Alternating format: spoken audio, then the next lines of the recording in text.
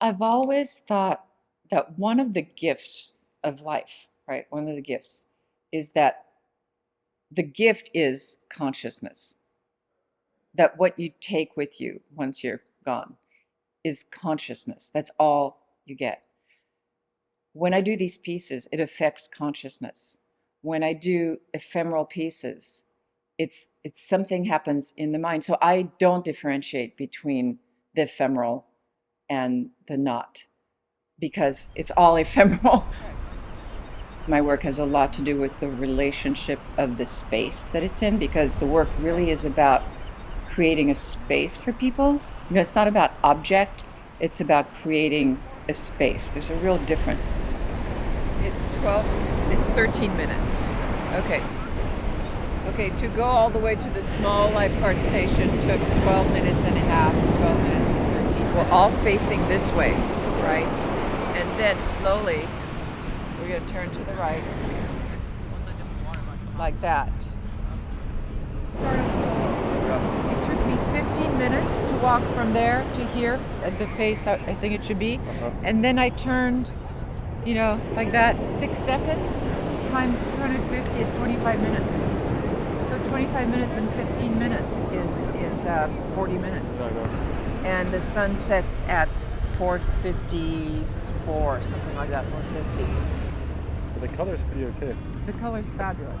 Tell him that. Tell him the light looks amazing.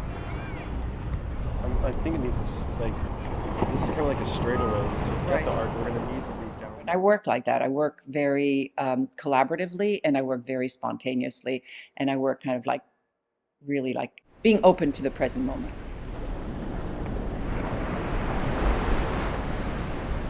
The museum commissioned me to do the piece for the Art Nature conference. And I could have done it anywhere in Laguna. It was going to be outside. And I went through all these different ideas. But the very first idea that I had was I really wanted to engage the public into this sense of an elongated time. And I ended up calling it an elongated now, in that originally the piece was going to be people dressed in white, all coming like in a procession, all looking towards the sunrise, and then looking towards noon, the sun directly overhead, then looking at the sunset, and then coming back down with blue light and looking at the stars. It ended up being really not possible to have that many people engaged the whole day. So I'm going to be there at the sunrise and at noon, but the piece is going to be at sunset and nightfall.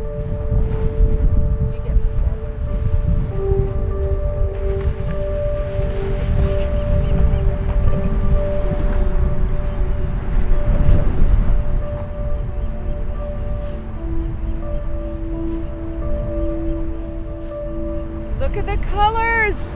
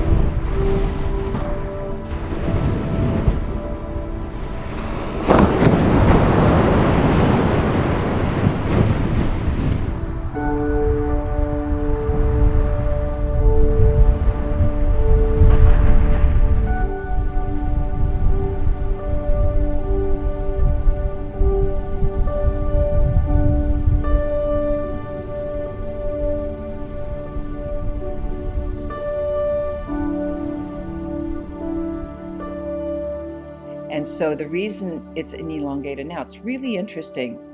You know, we move around so fast, but if you really do observe the sunrise, and then you observe a noontime sun, and then you observe the sunset, and then maybe you're lucky to see the rising moon and the setting moon, time shifts. Time definitely shifts for you. It does slow down. It does put you in that kind of space. So that's one aspect of it.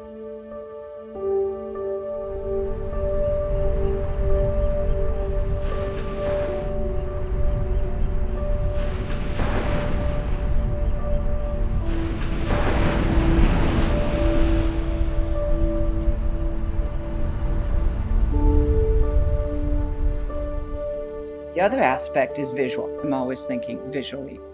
And that the arc of the beach here in Laguna, the main beach in Laguna, is so gorgeous, and it's an arc. And I immediately, well, I thought of two things. In the year 2000, at the eve of the year 2000, I wrote a piece that was about the idea of a rendezvous at midnight of the inhabitants of the planet at the edge of the earth, right? That they're all to meet at this moment for the year 2000.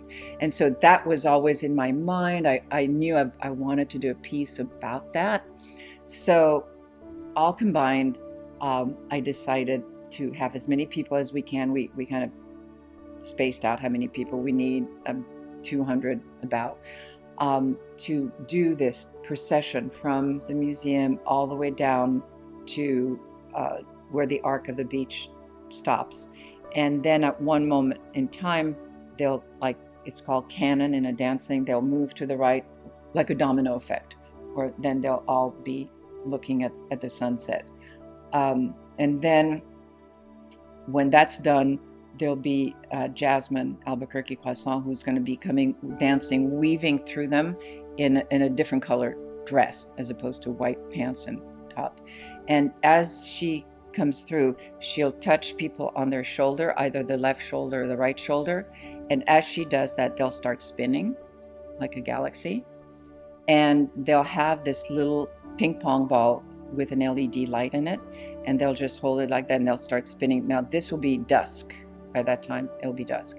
And they'll be spinning with the light. And then she'll come back. And as she comes back, they'll stop. And then they'll take the light and hold it at their solar plexus like that to form an arc of blue light.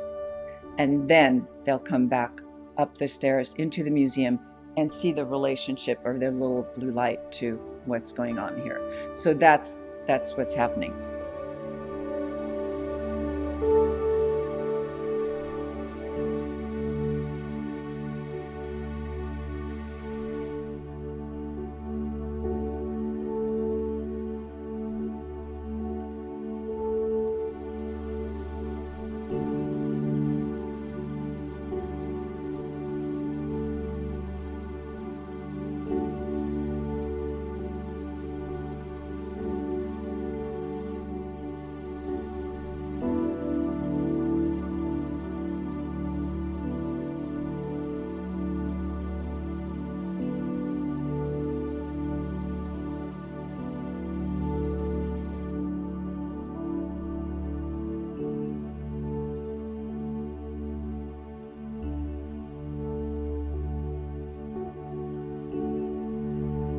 I had a really wonderful experience this morning where I actually greeted the sun at sunrise.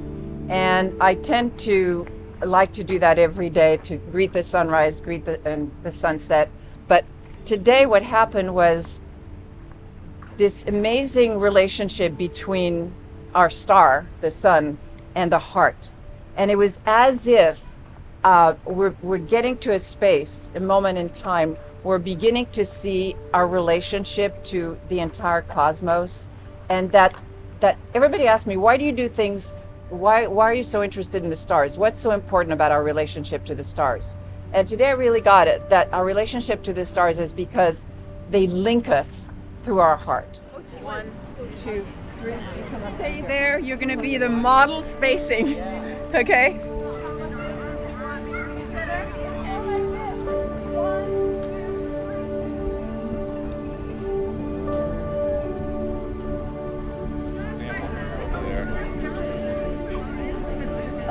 So let's say that we've gotten to the beach. I'm gonna start from right here. Beautiful. Great. Awesome. Thank you for all of your. My hope is to totally engage the viewer bodily. That's why I do these performances. Uh, there is, there's the mind intelligence and there's the body intelligence, and the body retains memory. The body has memory, and like the difference between handwriting and computer, right? There's something happens when we experience things physically. Not necessarily everybody is that way, but a lot of people are. And so I'm very interested in having the viewer engage in an experience.